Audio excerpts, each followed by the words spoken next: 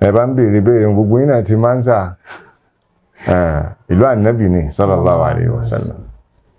ìlú ànábì Muhammad sallallahu alaihi wasallam, ibẹ̀ ni òun lọ lápá jù. Abálòǹgá ni bàbá lápálápá oníjẹba oníjẹba ó sì tó ní fákìrù fún wa ká pé bí tí ìsìláàmù ti jáde wá ibẹ̀ láti lọ sí kíni láti lọ gbá ìmọ̀. Kí wọ́n máa sọ̀rọ̀ wàrà ní ìsìn wàrà kẹ́nìkan gbé wàrà wá láti Òṣogbo kẹ́nìkan gbé wàrà wá láti Ìlọrin ìwọ lẹ́yìn ó mú lọ́rin ni tí lọ́rin lẹ́mú torí pé yín lẹ́ni wàrà. So tí wọ́n bá ní ìlú wo ló ní ìmọ̀ Islam ẹ̀gán ẹ̀ Madina ló ní o sọ lọ́wọ́ wá ṣàánú wa àwa lọ síbẹ̀. ìyẹn nìkan tí mò ń pa bọ̀ lẹ́ẹ̀kan yẹn bí mo ṣe débẹ̀ ẹ̀gbọ́n gbogbo èèyàn gbà tán rókọ mi pé ní ẹnìkan ń jẹ́ báyìí wọ́n mọ̀ ní admission torí ńgbà náà kì í ṣe kò sí íńtánẹ́ẹ̀tì kò sí fóònù báyìí lẹ́tà ni a lè mọ nǹkan kan para ilé wa àfi táwọn alálàájì bá wá tó mú lẹ́tà wá. Àwọn náà tí wọ́n wà nílé mo níyàwó mọ́lọ́mọ kò lè máa ń pa bí mo ṣe wà àfi tí mo bá rí lẹ́tà rán èèyàn tó mo wá lé tí wọ́n rí kà kò sí kọ́ọ̀lù kò sí kankan. Ìjọ́ kan ó gbé mi lẹ́mìí mo ní mo ti ẹ̀fẹ̀ kọ́ọ̀lù pé mo ní mẹ́sàgì kan tó wà very important. Àwọn ará ilé wa wá lọ sí Ìbàdàn lọ sí Nitel láti lọ receive kọ́ọ̀lù wọ́n ti jókòó mọ́ kọ́ọ̀lù kọ́ lọ wọ́n wálé lófo lásán kẹ́mọ̀ tó jẹ́ àyàn wálé. So Madina Ànábì ìlú Ànábì sallallahu alaihi Madinatun Nabawiyya ash-Sharifa ibẹ̀ ni ìlú àkọ́kọ́ ní outside Nigeria là ń sọ tí mo fẹ́ ṣe mi tẹ̀ bí mo tẹ̀ ṣe débẹ̀ náà ni mo rà sọ fún yẹn náà fi gbà wá admission mi ọjọ́ Àlàmísì ló dé wá bá mi nínú ilé mi ò gbàgbé mo jókòó mo ṣẹ̀ṣẹ̀ náfìlà tán ni mo fẹ́ dìde ọmọ mi àbúrò mi kan bá mú nínú post office ní àfi ránṣẹ́ sí lẹ́tà ni lọ́ba sá kó gbogbo magazine tí mo láà máa ń gbà yẹn ọba kó gbogbo ẹ̀ wá jàǹtì ilé báyìí lọ́ba rí lẹ́tà kan lẹ́tà kan yìí ń bẹ̀ yìí white ní àfi ṣe rẹ́ envelope ẹ̀ mú wa mo bá ṣe ara òun gan ọmọ tún mẹ́ mo bá jẹ́ mo bá sì rí lẹ́tà ń bẹ́ mo rí fọ́tò mi ń bẹ́ àjẹ́ àmì àti ìsìlámù yẹn mo fi mi náà ọ̀dà so bá a ṣe di ìlú tí mo kọ́kọ́ wọ̀ nù. Mo lè dúpẹ́ fọ́lọ́run fẹ́rí ètò Ọlọ́run tó bá ti parí ẹ̀ yọ́kàn máa dàbí àlá ni lójú àwọn ẹ̀dẹ́ ènìyàn Olúwa ti parí ẹ̀ ṣùgbọ́n bá mọ Ọlọ́run kò ní dàbí àlá ó sì pé bọ́lọ́run ti ṣiṣẹ́ rẹ̀ nìyẹn. Nígbà tí a débi tá a dé ọ̀hún tá a wọlé tán ìṣẹ̀lẹ̀ kan tún ṣẹlẹ̀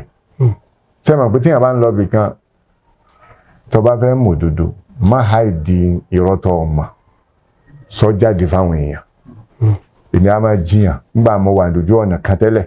màá máa jiyàn pẹ̀lú ẹni tó bá fẹ́ bá mi sọ pé kí n má ṣe nǹkan yẹn mọ́ kí n lè bá mọ̀ kí ni ntọ́ ń ṣe tó ní wá ṣe ṣe yẹ̀kínù ní fi ṣe ní àbí ṣáàkì ṣe ìfìyèméjì ní fi ṣe ní àbí dàbí kọ́ dá mi lójú. Nígbà débẹ̀ wọ́n tún ṣe interview máa rà tọ́lọ́ ń dá ẹ̀ àwọn magazine tí a máa ń gbà Iran wà ń bẹ̀ magazine Ayatollah Khomeini kankan àwọn Pakistan kankan yẹn gbogbo ẹ̀ láwọn gbogbo certificate mi tó jẹ́ original ó sì kú lọ́wọ́ tó bá ń lọ. Mo máa fẹ́ ṣe interview fún mi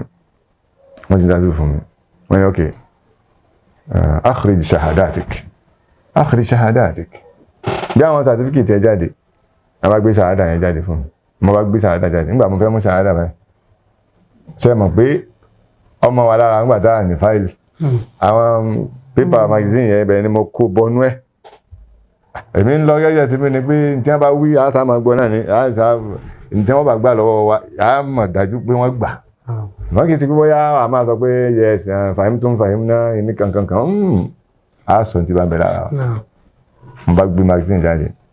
àwọn àfa àwọn tó fẹ́ ṣe mọ̀kọ́bálà fún mi tó fẹ́ ṣe interview fún mi ẹ bá gba kíní yẹn wọn ò tiẹ̀ wọnú ṣáádà rárá wọ́n wọ ẹgbẹ́ bí wọ́n wo gbogbo ẹ̀ látòkè délẹ̀ wọ́n di pé wọ́n ní bó mo ti délé mo ní wọ́n máa fi ránṣẹ́ sí mi ní ọ̀sọ̀ọ̀sẹ̀ oṣooṣù ni wọ́n tó tọ́dún mélòó wọ́n tó tọ́dún méje tí mo ti ń gbà wọ́n ní tí mo máa kà á èyí tí n bá kà á kí ni mo ń kà ni wọ́n ní tí mo mọ àwọn yìí mo ní mọ̀ wọ́n mo ní kéwù bẹ̀rẹ̀ mi ń ké mo máa rí ibìkan tí wọ́n ti máa ṣe fatiwa ń bẹ̀ màá pé su'al wal jawab bẹ̀rẹ̀ mi sábà máa wò gbogbo nǹkan yòókù ìyàwó náà nìkan mo sọ mọ́ orúkọ àwọn èèyàn yẹn ń bẹ̀. So lọ́ba ní oníṣẹ́ mọ̀ pé àwọn èèyàn kìíní ni wọ́n ní ẹ máa wò ó máa ṣe ń ta fífún mo ní kulliyah lugha arabiyya mo fẹ́ lọ ẹ máa wo sí ọlọ́run mo ní kulliyatul lughati al-arabiyya mo níbẹ̀ mo fẹ́ lọ pọ́ìntì bẹ́ẹ̀ mi mo fẹ́ sọ fún yín ó kẹ́ lè bá a máa gbé ní àjèsí bó ṣe ìnà ẹ̀tọ́ òfin bá wọn lọ báyìí tẹ́lẹ̀tẹ́lẹ̀ ní ọkàn tọ́ọ̀nù báyìí sọ́nà àbí tọ́lọ́ ń fẹ́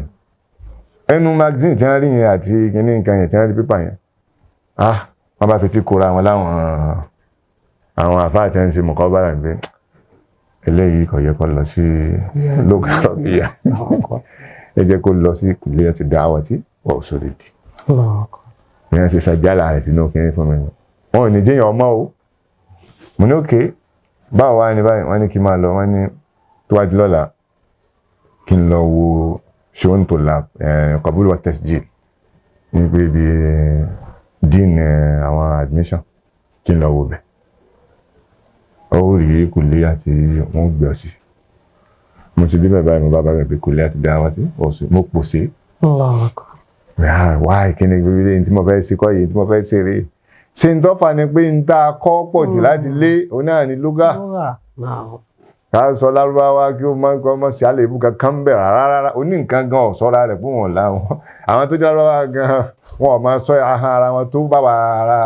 Áfíríkà sí ń sọ àwọn ara wa tó ń bi mistake